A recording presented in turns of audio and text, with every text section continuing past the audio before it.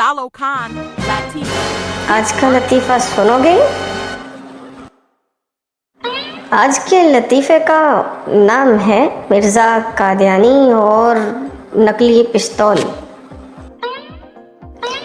एक मर्तबा मिर्ज़ा कादियानी का बेटा मिर्ज़ा बशीरुद्दीन अपने लड़कपन के ज़माने में प्लास्टिक की पिस्तौल से खेल रहा था।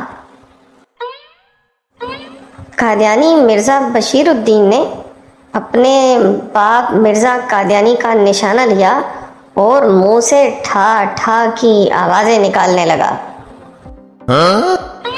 मिर्ज़ा कादियानी हंसने लगा और कहने लगा, बेटा ये तो नकली पिस्तौल है, इससे कुछ नहीं होने वाला। मिर्ज़ा कादियानी के बेटे को गुस्सा आ गया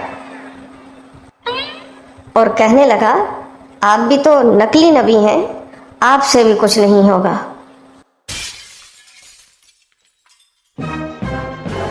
Salo Khan, Latifi, Kids Learning.